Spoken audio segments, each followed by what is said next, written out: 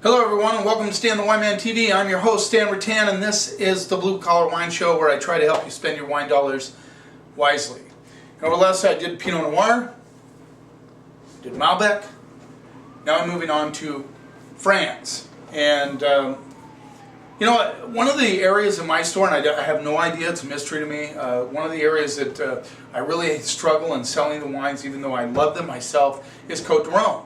And I'm not sure why, they're blends, and as I talked about in the Malbec episode, blends are a huge category, but it seems to be limited to just blends from the US. So, you know, but really, Cotes-Du-Rhone is a blend, and usually involves Syrah, Grenache, Mourvedre, sometimes a little bit of Cinsault is involved in there. And I guess it's probably because they don't go into the juicy big categories like an Apothic Red or a Marietta Old Vine Zin or Bogle Essential Red. All those wines, of course, show more fruit, and maybe that's the direction that the consumer is going. But, you know, that being said, Cotes-Du-Rhone is a fantastic wine. But that's not all we're tasting. We're doing a Cotes-Du-Rhone, one from Roussillon, which is, you know, a little further southeast, but still really kind of related in a lot of ways to the Rhone Valley. And then we're going to go kind of jump to a different area, Cahors, which is kind of southwest near the Pyrenees Mountains, where they do, you know, Tannat is a big thing there. In fact, I am, to this day, I don't know where I can get one, because, you know, none of my distributors have a Tannat from Cahors. Which is kind of sad, you know. I mean, I would like to try one. I think I will. It's on my bucket list, I guess, trying a older Tannat from Cahors. And we may say Cahors, it's okay. Remember, you don't speak French, you speak English. But they kind of do it Cahors. Cahors. So we're going to start out with a Chateau de Jao, 2008, Cotes-du-Rhone, Cotes-du-Roussillon Villages, and this one rolls in at $12. And let me show you the label first of all. Okay, so Roussillon, they do a lot of great wines out of there, and villages means it's a step above just a Roussillon. It means they specifically get grapes out of certain villages. So if you see village on there, villages. I don't like to say villages for some reason. Village. It is 45% Syrah, 30% Mourvedre, 15% Carignan, and 10% Grenache. Now tell me, folks, is that a blend or not? Of course it is. And you know, they're all fairly reasonably priced. We tasted all three Malbecs on the last episode were over $12. This is $12. Good color. I wouldn't say it's heavy, but good color. Let's see what we can get on the nose. It says a little bit of meat marinade. Wow. Yeah, very like meaty, like with a little marinade on it, like, you know, well, you know what meat marinade is, I don't have to tell you.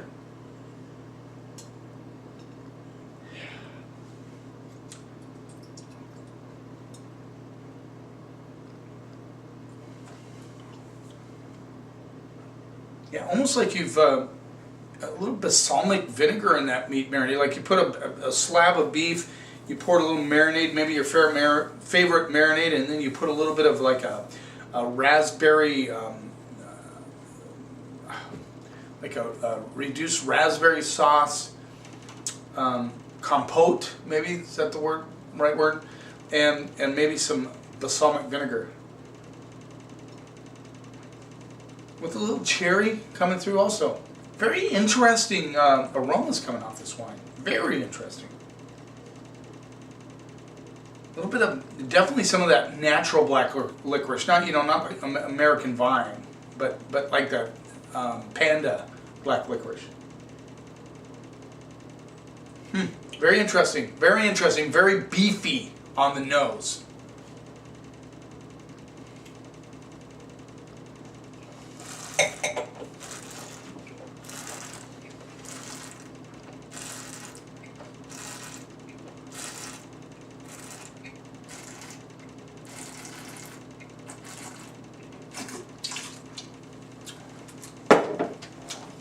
Nice balance. I mean, from beginning to end, it just has a really nice seamless flow across your palate. Get a lot of minerality on the back end. A lot of like that cherry compote, little raspberry in there. A lot of licorice coming through. But like I said, it's not that overwhelming, you know, like American vine licorice. It's more that natural licorice is kind of in there. A lot of leather coming through.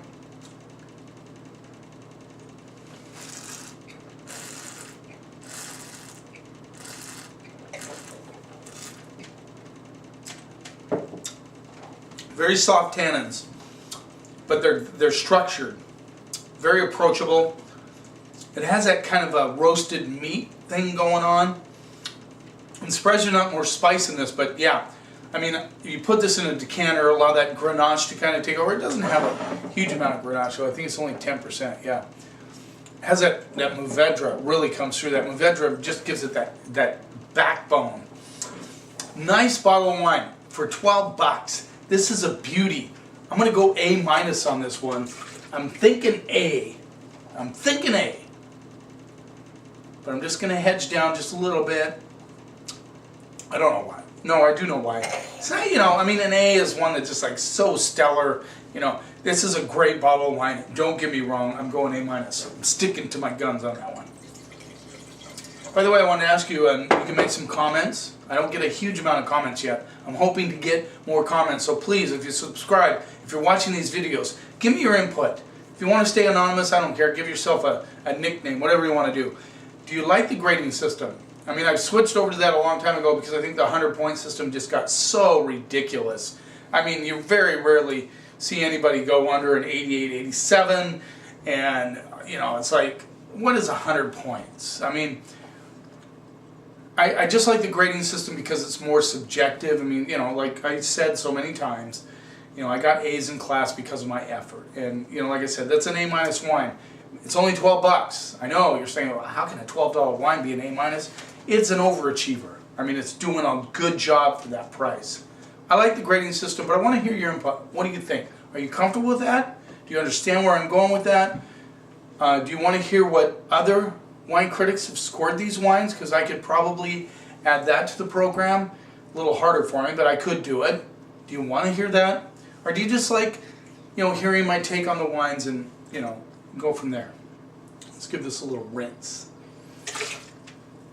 So now we're into the Rhone Valley, Domaine della Rangiardi. I hope I didn't butcher that. I'm sorry, you guys, if I butcher some of these names, but Rangiardi, I thought I couldn't read. 2011, Massif d'Achaux, Cotes-Du-Rhone Villages, or Village. Third time. What is wrong with my Chihuahua? She just wants to be part of the show, I guess. This rolls in at $18. And I will give you the blend.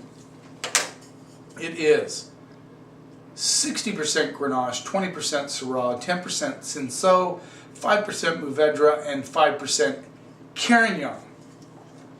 So typical of when you start getting into the Rhone, the southern Rhone region, Grenache kind of takes over. See a lot more Grenache. Let's see what we get on the nose.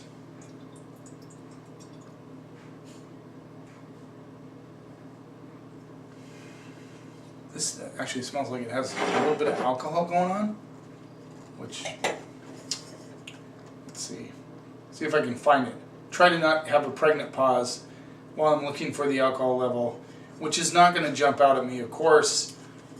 I know it's on here somewhere, but I don't see it, sorry. But I'm getting a little bit on the nose. A lot of cherries and tobacco, I mean, for sure tobacco. A little bit of that crushed rock element, the wet stone. Get a little bit of blackberries coming through, ripe blackberries. Definitely a leather element coming through. Again, this has that more of a roasted meat quality on the nose. You know, I just love Rhone wines. Chateauneuf du Pape, Cotes-Du-Rhone villages. Again, villages, village, means that they've selected fruit from certain villages. But I just love it. This has a little bit of like a lavender soap thing going on the back end. But they're just so intriguing to me. They show old world, but yet a lot of times they'll have that little bit enough fruit that a lot of you new world kind of wine lovers will like it. It's a nice transition wine.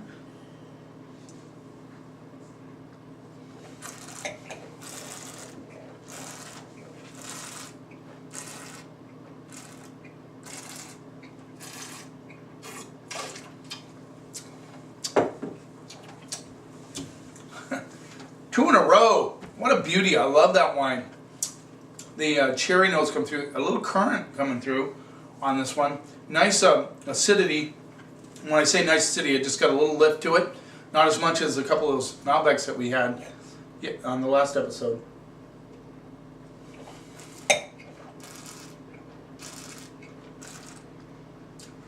Good structure. The tobacco, the leather. A lot of leather on the back end.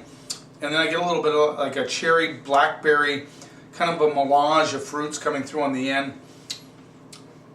It still has that kind of roasted meat characteristic to it coming through from front to back. The tannins are soft enough that you're not going to have to battle with a big heavy wine, and it has a nice like lightness on the finish, but it's still serious.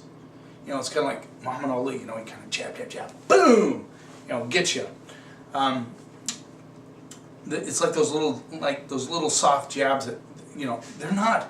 They have an effect, right? They're just not as big as that big left hook or right hook. Am I doing southpaw? There you go, right hook. I'm not really a southpaw.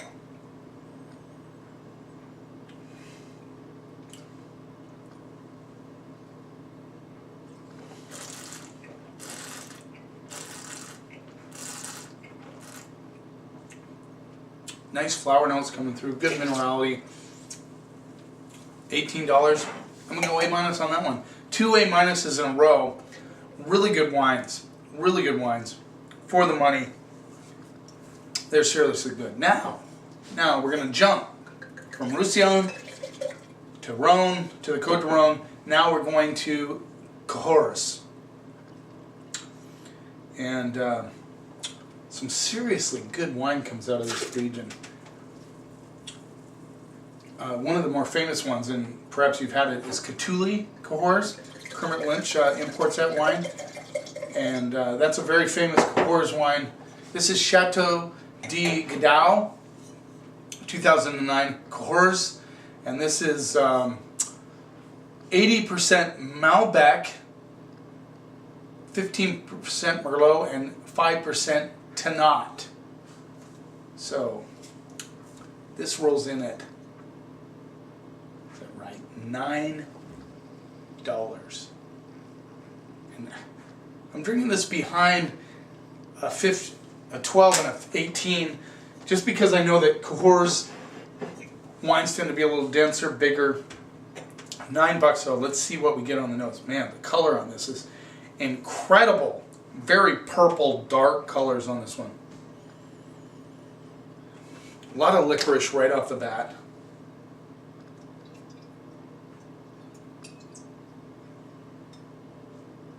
Tobacco, currants for sure. Violets coming through. Leather all day. Did I already say leather?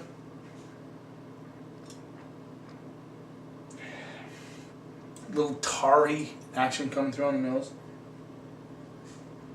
So right off the bat, I'm just like going, wow, this is going to be a very interesting wine for $9. Let's see what we get on the palate.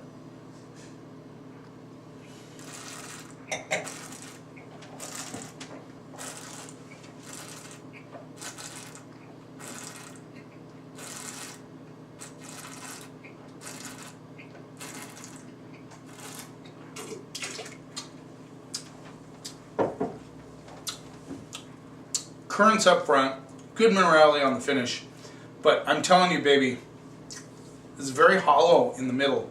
I mean, very hollow. It's almost like, I like the wine, but there's nothing in the middle. And if you don't understand maybe what that means, well, you can always try it. You know, some wines, they have a nice flow. In other words, from this fart, you get the... Fart? Did I just say that? From the start, you'll get this hit of fruit, and then it'll maintain itself right through the mid palate into the finish. This does not maintain itself. I'm a little disappointed. I was really, really excited when I saw the price on this.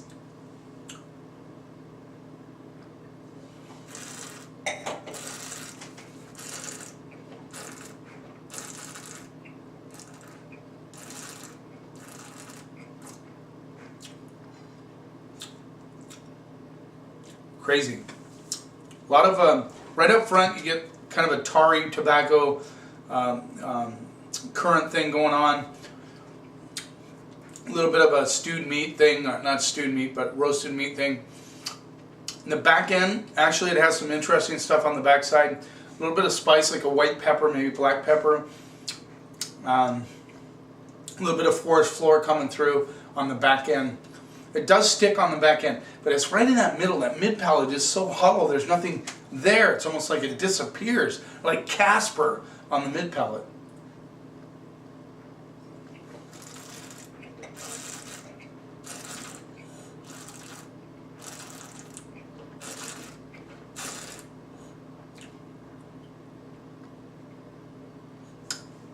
Got a little grip action, a little minerality on the finish. You know, I'm not going to totally be a bummer on this wine because that finish is enough interesting stuff going on that it kind of makes up a little bit for that emptiness that I'm feeling right at the mid palate before the finish. I mean, for $9, I'm going to go C+. I am. I'm going to go C+ because I think a lot of you are going to like this wine for that price. I think it's missing some things. I wish it just had a little bit more going on in the middle. You know, but not bad. Not bad for $9, C+. So there you go. We did some Pinot Noir from Burgundy and Oregon. Then we did some Malbec. Now we did some French wines. I really hope you're enjoying these. I hope you're learning something. I hope you're finding some great wines. I know I am as I do these episodes. I run across some gems because I haven't tasted any of these wines. They're all new to me. They're very new. Thanks for watching. Cheers. And here's keeping the snob. I don't want it. There goes Bella again. See you next time.